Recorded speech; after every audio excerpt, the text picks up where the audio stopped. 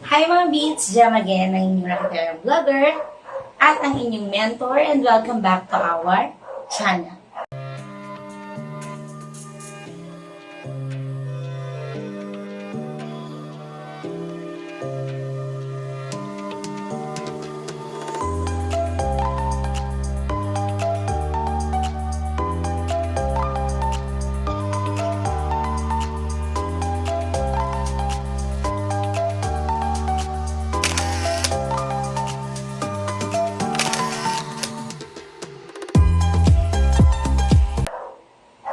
For today's video mga B, tatalakayin natin ang isa sa mga concern ng ating mga kalabada. At ang question po na ito or itong komento po na ito ay nakuha po natin sa ating Laundry Services Philippines page dito sa Facebook. So dito po, shoutout po natin si Ma'am Manilyn Navale Lumaban. So meron po siyang ipinost dito at ang ating episode po ngayon is tungkol po sa mga concern po when it comes to Fabcon and kung ano nga ba yung mga nagiging sanhi, bakit nga po ba kahit ilang Fabcon na po ang nilalagay natin nawawala pa rin po ang amoy after drying time. So babasahin po natin at ipa-flash na rin po natin dito sa ating screen ang kanyang concern. Ang sabi niya po dito, hello po owners, wala po munang magko-comment na mga nagtitinda ng Fabcon or spray tanks. Ask ko lang, ano pong Fabcon ang gamit nyo? Dami ko na na-try pero parang walang maamoy talaga. Paglabas sa dryer. Kadalasan wala nang bango. Para sana hindi na kami mag-finishing spray or need talaga may finishing spray. So ayan mga B, nakita nyo naman po, napakaganda ng magiging episode natin for today's video. At ayun na nga, para sa mga hindi pa nga nakakaalam at mga bago pa lang sa laundry business, or yung iba nga matagal na rin sa ating laundry business. Pero hindi pa rin nila maintindihan bakit nga ba may mga ganitong sitwasyon. At kailangan ba talaga ng isang laundry shop ng finishing spray? So let's start. So mga bidon muna tayo sa concern niya na regarding dun sa paglagay ng maraming Fabcon sa ating mga labada. Ang Fabcon po ay inilalagay po natin usually sa pagbabanlaw. So, inahalo natin sa tubig, isinasama sa tubig, pangbanlaw. So, nasanay po tayo, ang karamihan po ay nasanay, na gumamit ng Fabcon para ito po ay makatulong para bumango ang mga labada. Pero para sa inyong konting kaalaman po, based na rin po sa aking research at sa aking experience, and of course sa aking knowledge, dahil isa rin po akong formulator ng ating mga cleaning laundry materials or needs. So mga B, ang Fabcon po is isang kasangkapan na ginagamit natin sa paglalaba para magpalambot po ng mga damit or ng tela. So mga B, ang fabric conditioner ay nakakatulong para magpalambot ng tela ng ating mga damit. So yun po ang pinaka-main na trabaho niya. Palambutin po ang mga tela ng ating mga damit. Nasanay lang po ang mga tao na gamitin ang ating mga fabric conditioner para magpabango. Actually, yung mga scents po na hinalo na doon sa mga iba't ibang brands po, like Downy, Champion, Surf, ano pa ba, maraming mga branded po, or brand na meron ang fabric conditioner. So, nasanay ang mga tao na ito po ay tumutulong para makabango ng damit. Totoo naman po, dahil nag-add po ang mga brand ng scents sa fabric conditioner.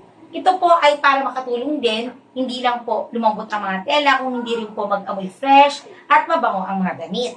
So, inad na lang yun mga B para bumango din ang ating mga damit. Pero it doesn't mean po na ito na po yung magiging pinaka-main solution para bumango po yung mga tela na inaasahan natin. So, nasanay na lang kasi yung mga tao na pag gumamit ka ng fabric conditioner, asahan mo mabango ang damit. So, hindi po siya actually ganon.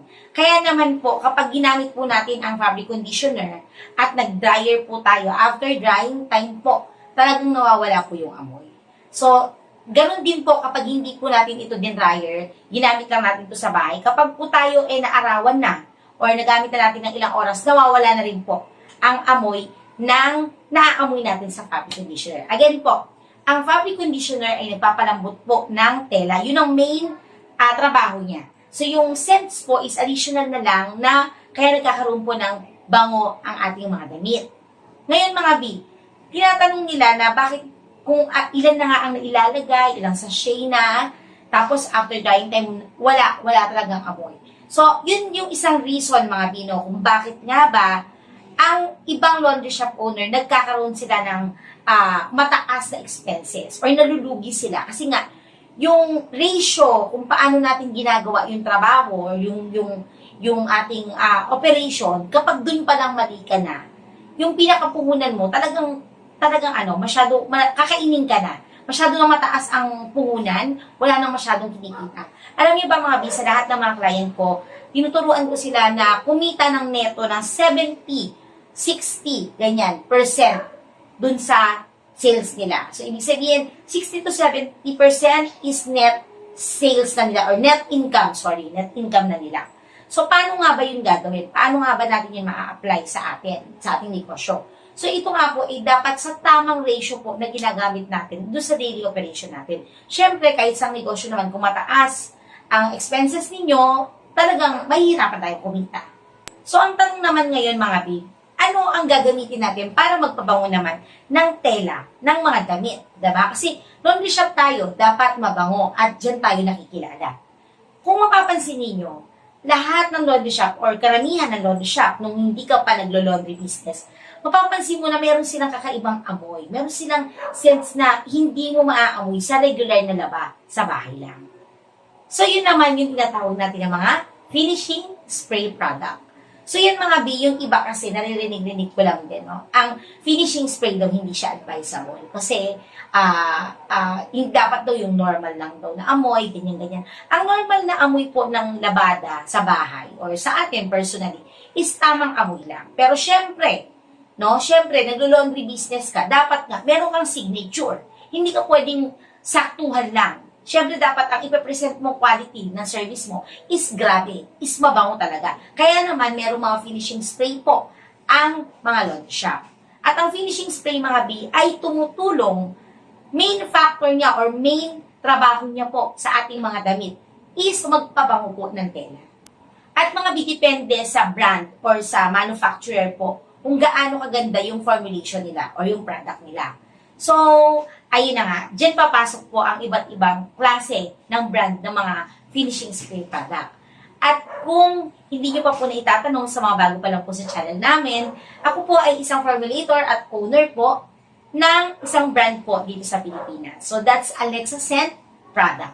So, ang Alexa Scent naman po ito po ay mas concentrated kaysa sa ibang mga brand. Dito po kasi, ang kagandahan kasi sa ating brand, sa Alexa Scent, ako po ay 10 years laundry service na, or meron na akong 10 years experience po for laundry services, no? Marami na po ako nahawakang kumpanya na kinater po namin. Marami na rin pong community kami na nahawakan, na nalabahan na. So, napakahaba nung 10 years na yan. Marami na kaming natutunan dun sa mga experiences po. Doon ko po kinuha at nalaman kung ano po yung kailangan ng isang laundry shop. Alam ko po, or alam po ni Alexa Scent, kung ano yung needs ng laundry shop, kung anong needs mo sa iyong business. So, ayun mga B. Sa Alexa Scent, nandiyan yung mga product po na kung saan ginawa namin para makatipid po ang laundry shop owner. So, dito po, pumapasok po yung mas magandang product, which is concentrated po yung mga finishing spray product natin na merong kasamang antibac.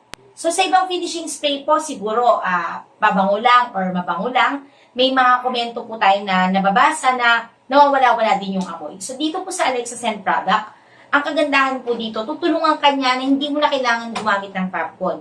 Dito, tutulungan kanya na mas mapabango ang mga damit. At the same time, makatulong ito para magtanggal ng mga bakterya. Dahil nga po ito ay very concentrated at meron po itong halong antibac.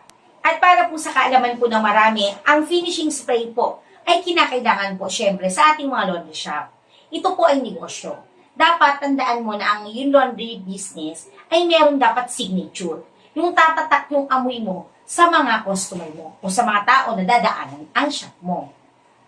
Hindi po ito makaka-apekto para lumaki po ang expenses mo. Actually, ito po ay tutulong para, ayun na, makilala ka ng mga tao at the same time bumaba ang expenses mo sa mga Fabcon o instead na gumamit ka ng maraming sachet na Fabcon, ito na lang yung gamitin mo. Make sure lang na hahanap tayo ng magandang brand at very concentrated.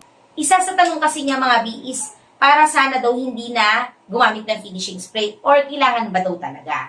So ayun, yun na nga po yung sagot natin doon. Kailangan nyo ng finishing spray, ang Fabcon, pwede nyo na pong tanggalin. Ngayon, kung ang tanong naman po natin, Miss Gem, pinatanggal mo ang Fabcon, paano naman ngayon lalambot ang mga tela?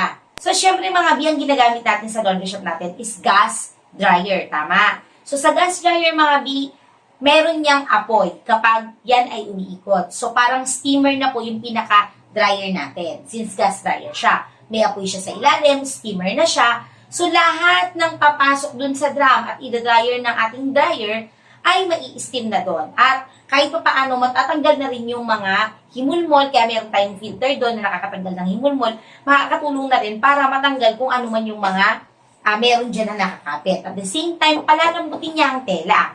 Ang kagandahan kasi sa gas dryer or sa dryer natin, sa commercial dryer, no, sa laundry shop, is kaya niyang palambutin yung mga tela. Pag nilabas mo siya sa dryer, napakalambot po ng mga damit.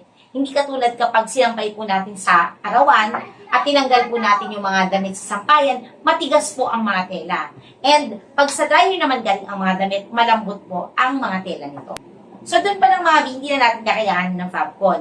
Dahil doon pa lang lalambot na ang tela at para naman bumango at magkaroon ng mas magandang amoy ang inyong mga labada, use finishing spray. So mga bisa na yung natutunan kayo sa ating episode for today. And sana tumutok lang kayo lagi dito sa ating YouTube channel para magkaroon kayo ng mas marami pang kaalaman at mas marami pang idea. Magtulungan po tayo sa negosyo. Maraming salamat po. Again, this is Jem from Team JLEX and thank you for watching. God bless, Mabi!